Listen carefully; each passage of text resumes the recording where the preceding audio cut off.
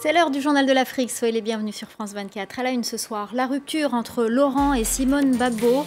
Quelques jours après son retour en Côte d'Ivoire, l'ex-président a demandé le divorce avec son épouse Simone. Le couple a formé un tandem redoutable au pouvoir pendant 10 ans jusqu'à leur arrestation en 2011. Une affaire à la fois familiale et politique. Nous serons à Abidjan dans ce journal.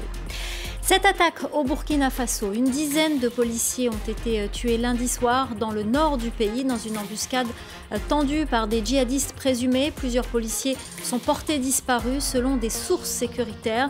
Nous irons à Ouagadougou dans un instant. Et puis les conséquences de l'éruption du volcan Nyiragongo en République démocratique du Congo. À Goma, la population manque cruellement d'eau courante. La lave du volcan a endommagé de nombreuses canalisations. La population est vulnérable face à cette pénurie.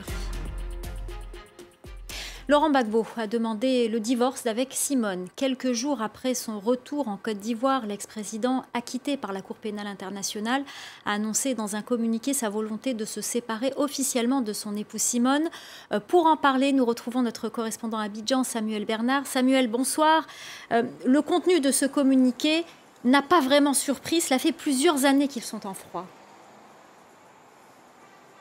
Oui, alors tout à fait. Et puis par ailleurs, ici en Côte d'Ivoire, tout le monde se souvient du geste qu'a eu Laurent Gbagbo à l'égard de Simone à son arrivée à l'aéroport, du revers de la main, lui signifiant qu'elle n'était pas la bienvenue. Alors donc évidemment, on n'a pas été très surpris de l'annonce de cette demande de divorce, autant qu'il y avait un certain nombre de rumeurs depuis un certain temps. Donc oui, ce communiqué vient finalement uniquement les dissiper. Et puis en outre, il y avait finalement cette demande de divorce qui existait déjà, puisque Laurent Gbagbo avait déjà fait une demande de divorce à l'amiable à l'égard de Simone Gbagbo qu'elle avait donc refusée. Enfin, donc, il faut ajouter une autre chose, c'est qu'aujourd'hui, Laurent Gbagbo vit avec une autre femme avec qui il est donc depuis des années. Il y a même déjà fait un mariage traditionnel avec elle. Donc finalement, ce divorce, c'est aussi quelque chose qui vient donc clarifier la situation vis-à-vis d'elle.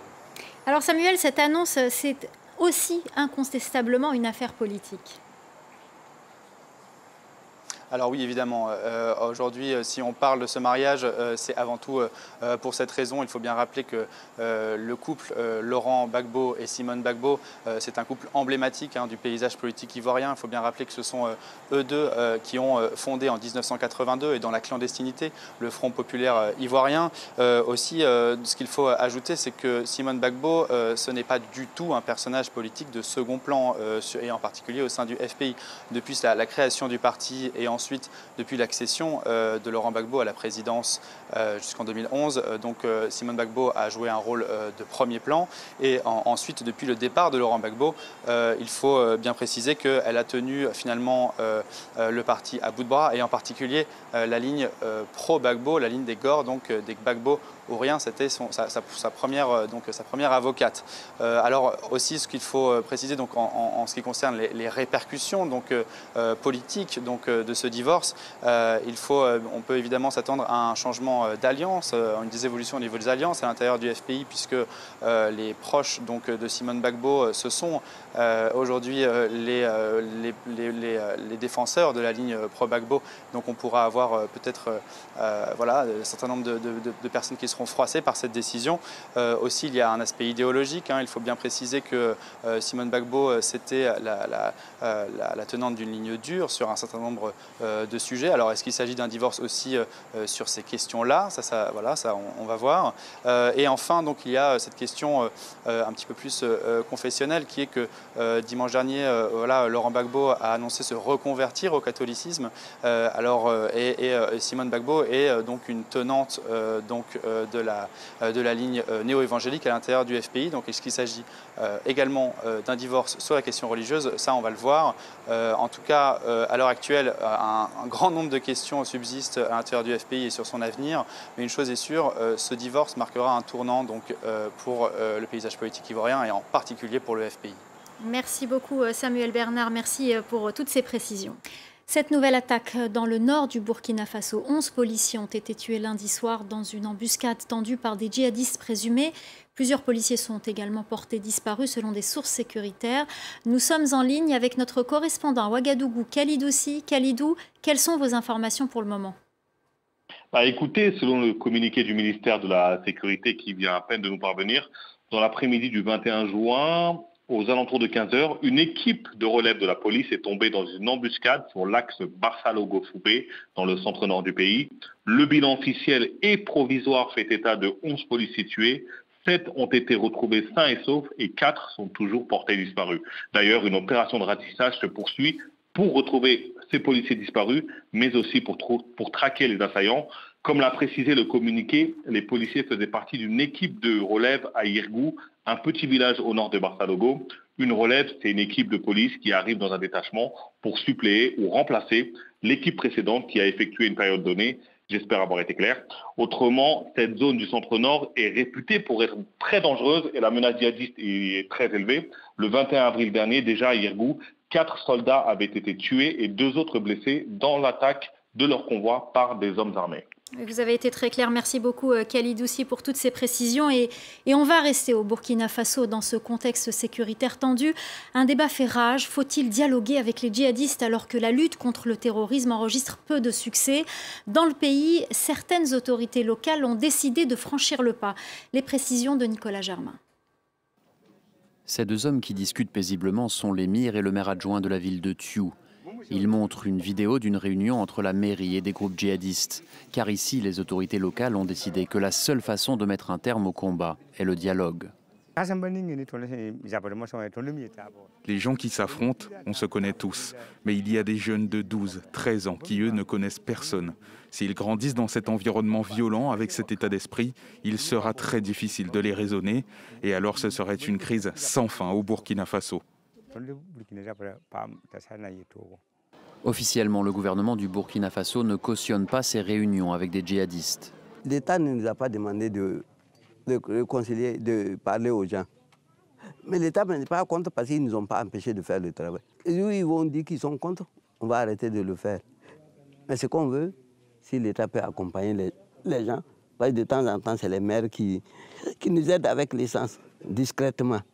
D'après l'ONG ACLED spécialisée sur les conflits armés, le nombre de morts a baissé dans plusieurs localités burkinabées où des réunions avec des djihadistes avaient eu lieu. Lors des négociations, les djihadistes promettent généralement d'arrêter les attaques si les groupes d'autodéfense cessent leur patrouille et s'ils peuvent vendre des biens sur les marchés locaux. Au Mali voisin, le gouvernement a affirmé qu'il était prêt lui aussi à négocier avec ces groupes. La France, elle, y est strictement opposée et c'est l'une des raisons qui a récemment poussé Emmanuel Macron à vouloir diminuer ses opérations militaires dans le Sahel. On en vient à ce bilan en République démocratique du Congo. Depuis l'instauration de l'état de siège, une centaine de miliciens se sont rendus aux forces régulières dans l'est du pays et plus précisément dans la province du Nord Kivu. Au total, 134 combattants munis d'environ 70 armes se sont rendus à l'état-major de l'armée à Kitshanga, à 120 km au nord-est de Goma, la capitale provinciale. Et justement, on va s'arrêter un instant à Goma. Depuis l'éruption du volcan Nyiragongo, les habitants doivent faire face à un manque d'eau courante. La lave a détruit partiellement le réseau de distribution. Les détails avec Harold Girard. À Goma, c'est une nouvelle situation de détresse que vivent les habitants. Depuis l'éruption du Nyiragongo, de nombreuses familles privées d'eau courante sont forcées de venir remplir des bidons.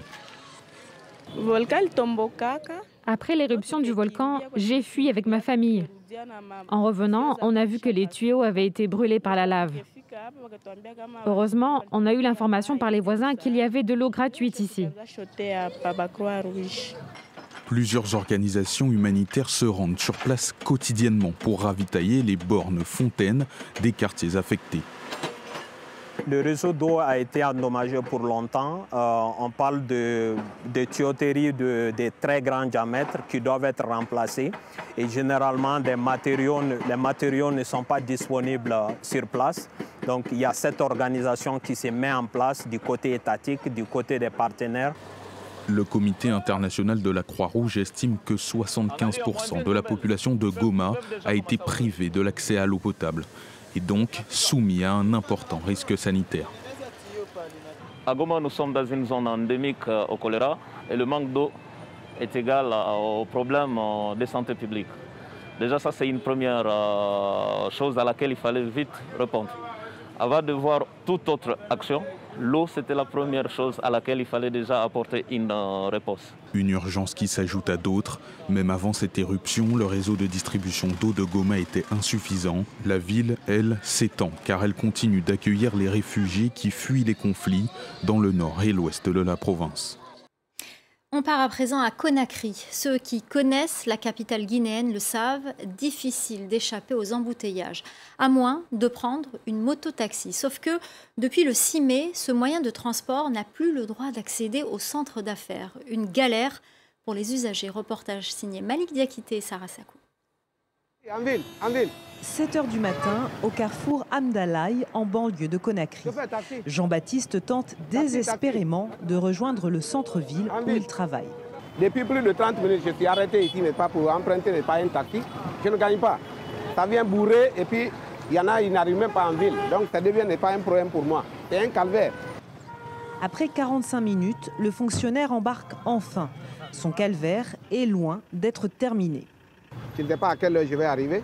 D'habitude, quand je sortais, avec les embouteillages comme ça, je parvenais pas à prendre un taxi motard et puis pour m'amener rapidement. Mais voilà, nous sommes bloqués comme ça. C'est difficile. C'est très difficile. À Conakry, prendre un mototaxi est bien souvent le seul moyen d'échapper aux embouteillages monstrueux. Depuis le 5 mai, l'entrée du centre-ville, le quartier des ministères et des affaires, leur est interdite. Samuel doit désormais déposer ses clients ici sous peine de voir sa moto confisquée par la police. On nous a interdit de franchir le pont. Je ne sais pas pourquoi cette décision. Sinon, ça ne nous arrange pas. Étant étudiant diplômé sans emploi, on est obligé de faire cette activité pour subvenir à nos besoins. Selon les autorités, il y avait urgence à limiter la circulation des mototaxis. La plupart des grands accidents qu'on a eus, accidents mortels, dans ces derniers temps, c'est les mototaxis. La plupart des jeunes aussi qui sont infirmes aujourd'hui, handicapés, à vie, c'est les mototaxis. Les mesures annoncées par les autorités prévoient également le port obligatoire du casque ou encore l'interdiction de transporter des femmes enceintes.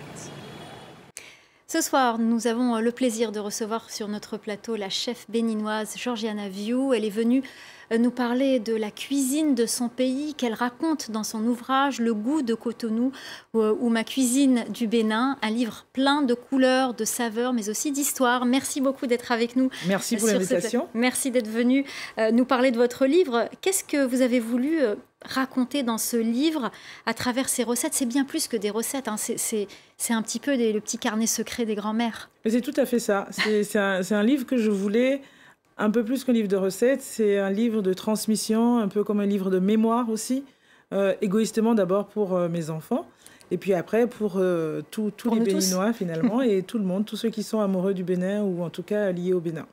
Alors, vous parlez beaucoup de cuisine, évidemment, même s'il y a d'autres histoires dans ce livre. Est-ce que vous entendez quand on parle de cuisine africaine ou est-ce que ça vous agace Ça m'agace un peu.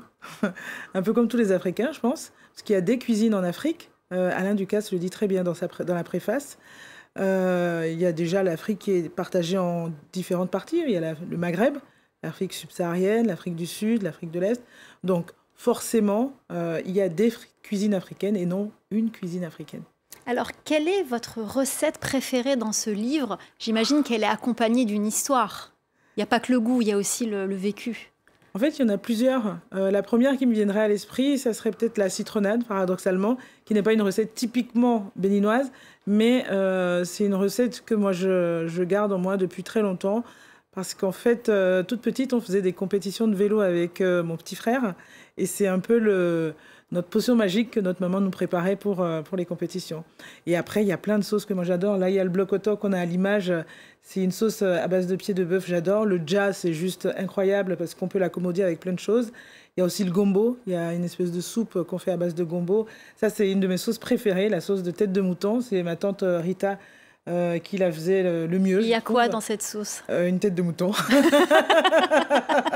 Il y a aussi le mande au camin. C'est une version un peu du mantenjan qui est une sauce assez complète à base de feuilles de morel ou d'oseille, etc. Et dedans, en fait, ça va être un subtil équilibre entre des produits de la mer et des produits de la terre. Donc du crabe, du poisson, de la viande, de la moutarde africaine, de la poudre de graines de pistache, enfin voilà. Est-ce qu'il y a des épices et des herbes et des produits qui se perdent un peu aujourd'hui ? Au Bénin ou d'une manière générale ? D'une manière générale et au Bénin en particulier. D'une manière générale, oui. Et puis, en fait, avec la mondialisation, je pense qu'on est un peu tous perdus.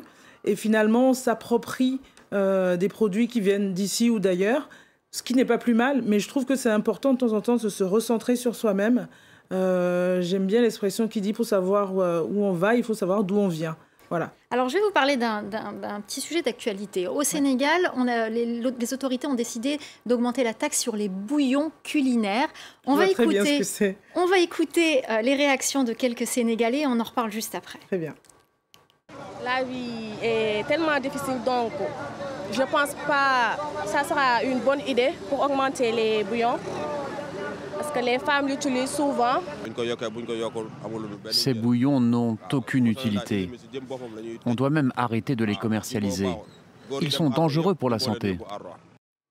Alors, quel est votre avis, votre conseil de chef ? Est-ce qu'il faut continuer d'utiliser ces bouillons ou est-ce que ça dénature le goût et qu'il faut revenir justement à ces épices qu'on voyait, à ces herbes et à tous ces produits ? Mais je pense que oui, il faut les oublier. Ma mère, ça fait déjà une vingtaine d'années en fait qu'elle a arrêté, peut-être même plus, de les utiliser.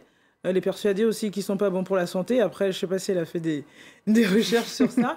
Et en fait, finalement, le goût, quand on choisit des bons aliments et qu'on les cuisine le plus simplement possible en respectant les recettes, les aliments, le goût de ce qui sont sécubes viennent finalement dénaturer les recettes et font perdre le goût originel des aliments. Est-ce que ce n'est pas une façon facile aussi de cuisiner ?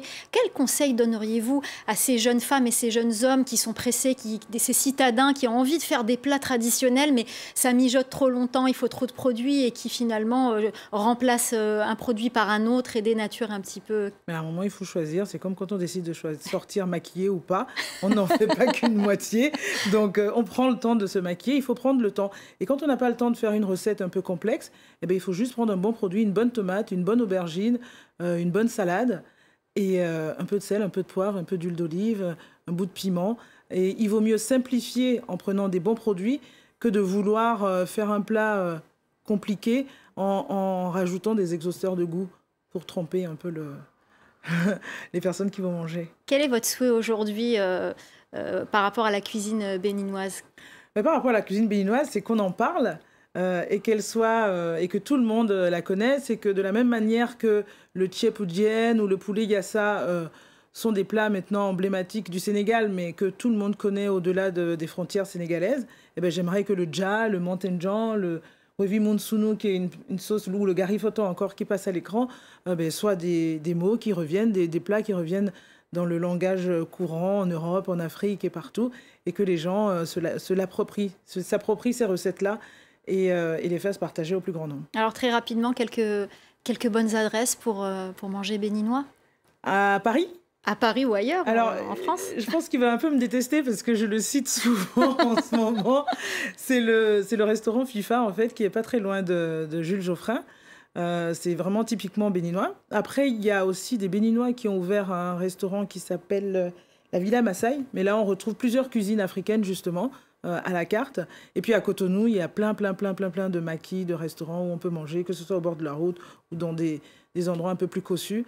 Donc franchement, il ne faut pas hésiter. Ce livre, il faut l'acheter, il faut le prendre sous le bras, prendre de l'avion, le visa, on peut le prendre en ligne et partir à la découverte de Cotonou. On fera peut-être dans le Journal de l'Afrique, avec grand plaisir. Avec toutes les saveurs du Bénin. Merci beaucoup. Merci à vous. Merci Georgiana Viou, merci d'être venue nous parler de la cuisine béninoise et de votre livre. C'est la fin du Journal de l'Afrique. Restez avec nous, l'info continue sur France 24.